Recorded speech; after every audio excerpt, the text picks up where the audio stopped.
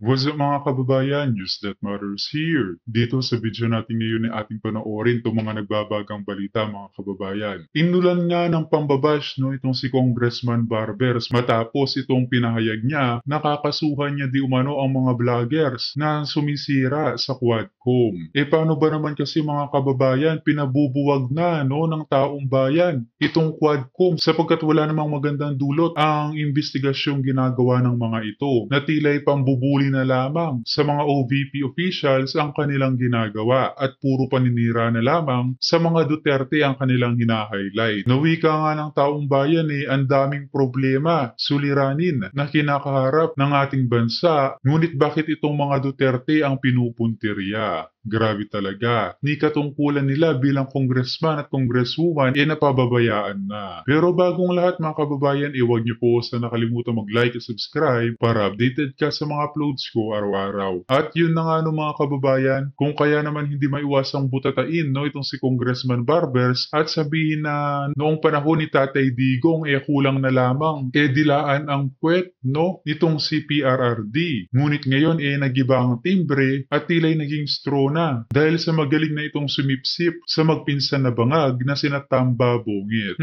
Na kung kayong aking tatanungin mga kababayan, payag po ba kayo na buwagin na itong Quadcom sapagkat scripted na lang ang kanilang winiwika? Pag-comment nga inyong opinion sa ating comment section ng ating mapag-usapan. Kung kaya naman hindi ko na patatagalin pa, ito na ang buong video. So ngayon, medyo payapa, hayahayang buhay ng mga isa't isa. Ayaw talaga nila ng kapayapaan, no? Gusto talaga nila crisis. At hindi lang yung diversionary tactics ang tingin ko rito. Taktika na rin nila to para takutin tayong mga vloggers. Para magkaroon ng chilling effect at matakot tayo at yung community ng mga vloggers na bumabatikos sa gobyernong ito at sumusuporta at nagbibigay simpatya sa pamilya Duterte ay magdadalawang isip kung itutuloy pa ba natin ang gagawing pag-criticize sa Marcos government. Bakit natin? I-guess mo lang. Ayan, sinasabi ko, naglagal agad eh. Makukulong na kayo, sabi ni Gerardo. Sama ka! Lang tayo. I-guess mo lang naman ako. Anyway, itong si Ace, alam mo to si Ace Barbers, alam ko to, kahit pa paano, maraming kaibigan media to. And marunong makisama to sa media, sa pagkakaalam ko. Hindi ko siya kilala, pero marami tayong mga kaibigan na nagko-cover sa House of Representatives na mga barka-barkada na rin. Alam mo, and hindi ko alam ngayon to, na bakit biglang-bigla ka nagbalat sibuyas. Kuya. Marlon, maaaring hindi na siya yung taong kilala mo dahil, alam mo ba? Actually, hindi kami magkakilala. May mga common friends. Yung sinasabi mong mabait siya sa media. Pagkakakilala ko, pagkakakilala ko. Yung marunong siya makisama, maaaring hindi na siya yan. Dahil alam mo ba kung ano ang kapangyarihan na makapagpabago ang salapi? Sobra. Ibabaguhin ka niyan, tatanggalin niyan ang prinsipyo mo, tatanggalin niyan ang manners mo, tatanggalin niyan ang pagiging tao. Tama ka, Pamela. Alam mo bakit? Ito si Ace Barbers nung panahon ni Pangulong Rodrigo Roa Duterte sa palasyo ng Malacanang. Aba, kulang na lang pati wet packs ni Tatay Digong hinimot dito. Diba? Isa siya doon. Oo, ganun yun, diba? Tapos ngayon, dahil iba na nakaupo, iba naman ang hinihimod, diba? Yun lang naman ang inaarayan kasi nito ay itong tayo daw mga vloggers ay parang nagsanib puwersa na tarnish? na sirain ang kredibilidad ng Huadcom. Doon siya umaaray. Pero, remember, it was also on the same, sa same committee na yan, where he said na itong mga vloggers na to, galingan nyo pa, kulang pa. Tapos ngayon, aarayan mo na. Isn't your pag-aaray now an affirmation that we vloggers or everyone, like the mosquito press that we are now, Marlon? Yep. Mosquito press diba? 2.0, 2.0, ang nananakit sa inyo at nagbibistado, nag-expose ng mga kalokohan ninyo sa gobyerno. Binubuko yung mga kalokohan, binubulgar. I like that, diba? Yung mosquito press ka lang, yung ang liit-liit mo lang, pero inaarayan mo kami. Diba? Alam mo bakit masakit? Kasi, puro katotohanan ang nilalabas natin at sila nagpapanggap na lang at naniniwala na yung mga bayaran nilang troll ay talagang sumusuporta sa kanila. Samantalang sa atin, tayo sa mga vloggers, yung mga DDS vloggers kung tawagin, di ba? Pati yung mga netizens natin, ayan, yung mga nasa comment natin. Pro-Filipino vloggers. Mga pro-Filipino vloggers, di ba? Na talagang organic, legit. Hindi walang troll dito. Ang troll dito, yung army na nagtatanggol sa katotohanan at ipinagtatanggol ang Pangulong Rodrigo Roa Duterte at si Vice President Sara Duterte. Kaya tingnan mo ang ginagawa nila, Marlon. Sa lahat ng mga nangyayaring ito, binabaliktad nila at inuunahan nila. Correct. Remember, it was also mentioned sa podcast ni Mayor Baste and with Attorney Vic Rodriguez, where Attorney Vic Rodriguez said na itong si VP Sara ay inulan na lang ng mga kaso because it's a tactical move for only VP Sara to become reactive later on. Para siya na lang may counter Siya charge. na lang ang nagka-counter. Alam mo pa, hindi ako magugulat ha. Ultimo jaywalking ikakaso nila kay VP Sara Diba? Duterte. Iba. Lahat na lang ng kaso ihahambalos ng mga to kay VP Sara at hindi malayo dahil tayo maliliit na uri lamang ng lipunan pag initan din nila. Yes. Dahil aminin nila sa hindi, umaaray sila sa katotohanan na ipinapahayag ng mga vloggers ngayon na galit na rin sa administrasyong ito. Kagaya nga ng sinabi din natin, Correct. Marlon, no? Kung si Attorney Lopez Zuleika, Attorney Zuleika Lopez, Oo. na napaka, yung respetableng tao, Sobra. marunong, tapos magaling niyang sinagot yung mga bagay, at ito ay nasa katungkulan, Marlon, binaboy nila ang karapatang pangtao. Yeah. Ano pa ang pwede nila at kaya nilang gawin sa maliliit na taong kagaya natin, di ba? Wala nang respeto. And the only thing na hindi nila nare-realize sa lahat ng mga bagay na to, they think they're powerful. But what they don't see is that mas ang simpatsya ng tao ay nasa Duterte kesa nasa kanila. Ang tingin nila sila ang batas eh. No? Totoo. Tingin nila hawak nila ang buong Pilipinas. Akala nila sila ang gobyerno. Kala sila ang gobyerno. Pag-aari nila ang gobyerno ng Pilipinas at yung mamayang Pilipino ay mga utusan lang nila. Tama kayo doon, Sir Marlon. Miss Pam, yan nga ang sumbong ng taong bayan, no? Nakala mo sinong batas, itong pulpul na Quadcom. At kaya pa nilang manakot ng ganyan sa mga taong nagsasalita lamang ng katotohanan. Ngayon pa ba matatakot ang mga Duterte vloggers? Lalo na't nagsisimula na ang pagdagsa ng mga Duterte supporters sa EDSA? Mukhang malabong mangyari yata yun. Baka nga kapag kinasuhan ni Barbers ng mga Quadcom, no? Itong mga vloggers, baka doon na magsimula ang tunay na laban sapagkat nagiging silent martial law na. Mali na dapat ang boss ay yung mga Pilipino. Yes. At sila ang utusan ng mamayang Pilipino. Sabi ni Congressman Ace Barbers, bakit daw natin sinasabotahe o bakit daw natin ipinapanawagan na buwagin na lang yung Quadcom nila dahil wala namang idudulot na mabuti sa taong bayan. Nagiging instrumento ng kanilang persecution, panggigipit, pangbubuli, pangbabastos, at mga pangaharas, lalo na po sa ginagawa nila laban kay Vice President Sara Duterte, sa mga staff ng Office of the Vice President, at pati po sa mga resource persons. In fact, kausap ko rin kagabi, ang isa sa ipapatawag nila either tomorrow, Tuesday, o kaya sa Wednesday. Naging malapit sa akin ito, naging kasama ko po, Vilma, shout out kay Eric. Nakasama ko po ito sa National Task Force to End Local Communist Armed Conflict. Hindi ko muna babanggitin ang pangalan niya. Pinapatawag siya sa investigation sa drug trafficking kay Congressman Pulong Duterte at kay Mans Carpio at iba pa. So sabi niya, ano ba naman itong ginagawa ng gobyernong ito ngayon? Puro na lang investigation, hindi naman in aid of legislation, kung hindi in aid of persecution, in aid of dirty political operations, at ang namamayagpag pa ang mga CPP, NPA, NDA party list at mga operatives like itong convicted criminal na si Franz Castro. Correct. Kaya manapat lamang na pakinggan din natin ang sinasabi ng taong bayan na wala nang silbi itong Tuwadcom, itong Huadcom nila Barbers, nila Bante at iba pang mga congressman, kasi naging self-serving sa pangbubuli nila at naging instrumento nila para takutin ng tao, iharas at ipakita ang kanilang abuso sa kapangyarihan. Sa tingin ko marapat ang ganitong pagpupuna ng mamamayan. Kaya totoo ba na may December rally? Hindi ko po alam, pero ang totoo sa December 5, pinapapunta kami sa Department of Justice. Doon po kay General Torre, nag-complain siya ng sedition at inciting to sedition laban sa amin, nung kami po'y sumuporta doon sa Kingdom of Jesus Christ na pagtitipon. So may preliminary investigation kami sa Department of Justice sa December 5. Sa December 7, hindi ko alam kung may rally. Pero kung may rally man, kasama payapa at hindi naman nananawagan ng pag-aalsa o mga magiging marahas, karapatan po ng mamamayan na mag-rally. Karapatan nila na magsagawa ng peaceful assembly at karapatan po nila na ipaabot sa gobyerno ang kanilang mga hinaing at mga sentimiento sa kanilang mga nararanasan sa iba't ibang forma ng paghihirap sa ekonomiya, magulong politika, at kung ano pang mga problema na dulot po ng hindi tama na pamumuno ng gobyerno ni Marcos. Balikan ko lang pong punto ko, number 1, mga kababayan. Ang Huadcom o ang Tuwadcom ni Martin Romualdez ay hindi po maging astang korte. It cannot be above the court or beyond the court or even above the law. Dapat itigil na nila yon. Kasi ang ginagawa nila, bullying at mga pangharas at ginagamit ito na instrumento ng CPP, NPA, NDF para mangharas at magkaroon ng kaguluhan among our government officials.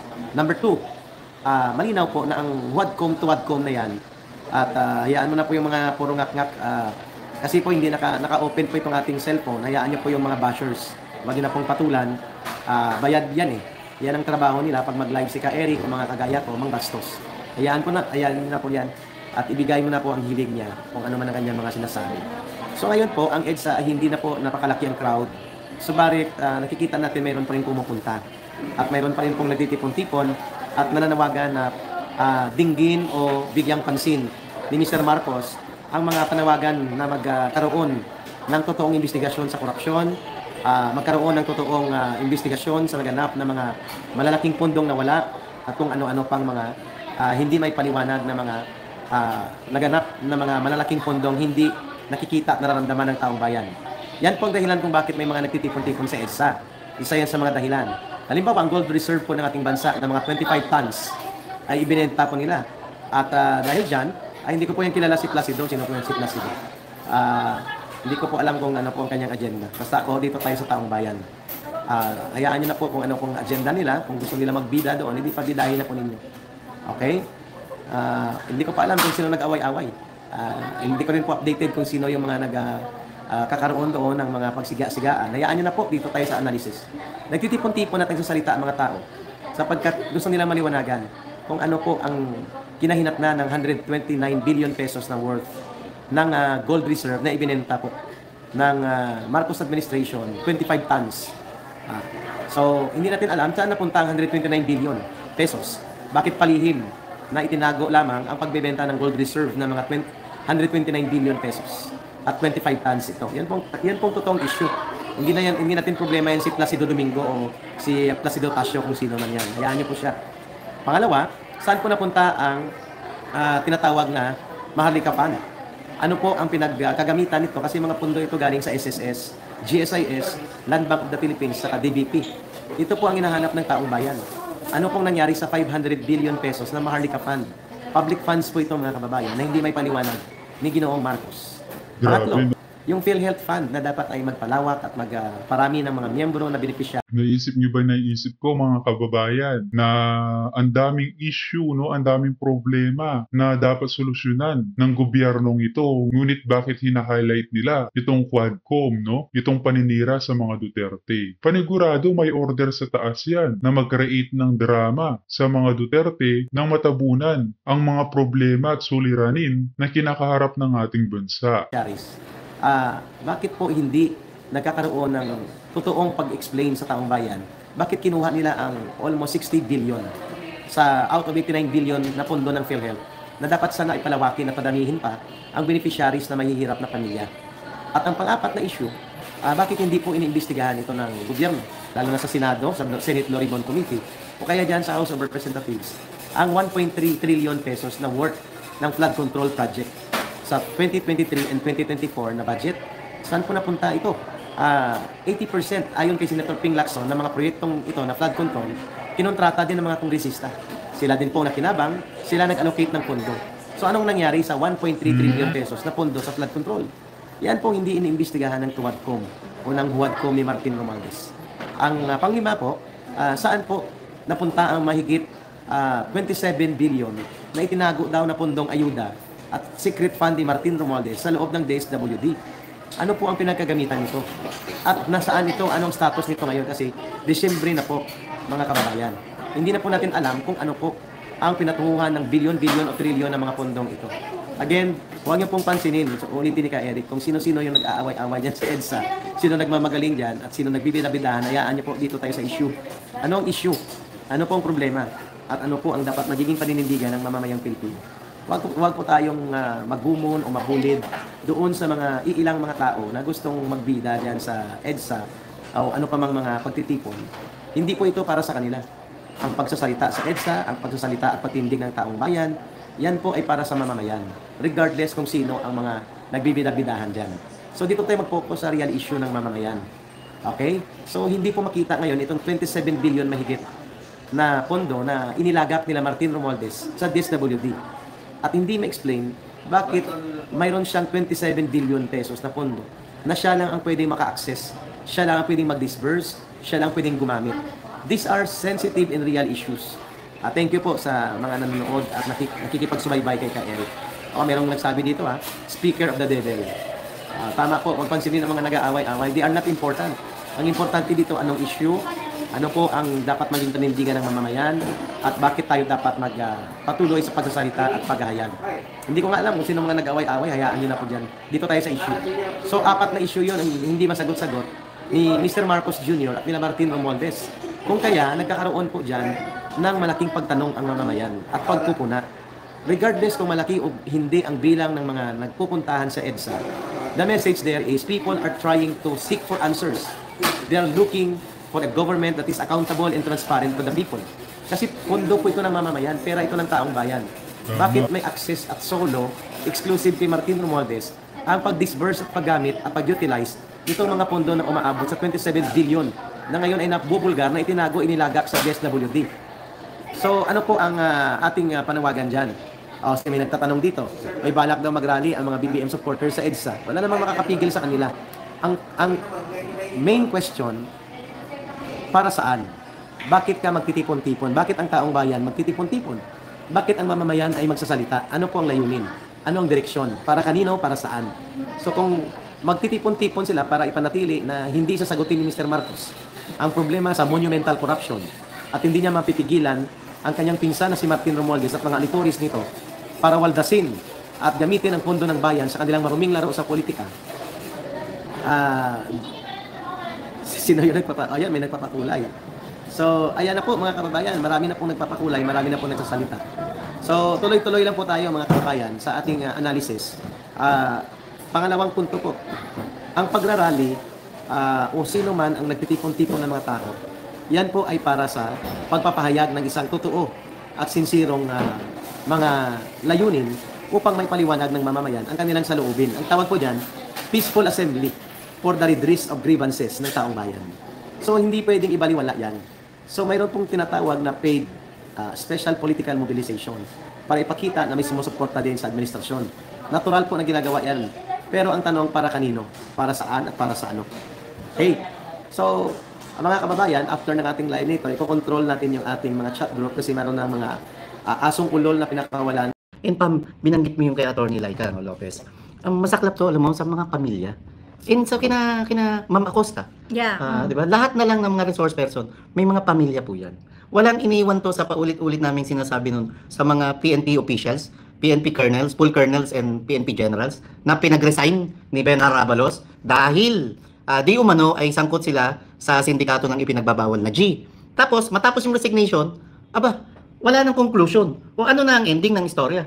Lutang, di ba? Open-ended. So, ano na nangyari? Ano naging epekto? Eh di masakit din to sa pamilya ng mga PNP officials na pinag-resign at pinaratangan na sangkot sila sa sindikato ng ipinagbabawal na G. Ganito rin yan, kina Yusek Laika, kina Ma'am Acosta, at marami pang resource person na ganun na lang kung api-apihin nila. Maigi nga, tatahimik pa ma. Dapat binubuhay pala natin yung kay Colonel Hector, Hector, ano apelido, yung PNP, Grijaldo. Dapat buhayin natin yun. Ano na nangyari ron? Di ba? Dahil nagsasabi ng totoo si Colonel Grijaldo, tinabunan na. Yun yung magagaling to mga to sa diversionary tactics. May paulit-ulit to si Red Heat. I-address lang natin si Red Heat. Okay, paulit-ulit Wait lang, bago pa siya i-block ni Alma, naka-ready si Alma eh. Hello Alma. Sabi niya, third floor, itanong ko lang, hindi ba tayo hindi po mabundol? Ang mabundol po ay masagasaan ng sasakyan. Mabudol, uli kay Atty. Vic Rodriguez. Bakit hindi siya nagpunta sa EDSA rally? Gusto ba talaga niya ng pagbabago sa gobyerno? Third floor, sagutin niyo ito. Na animal ka? Kung makapang-utos ka, kala mo, pinapakain mo kami?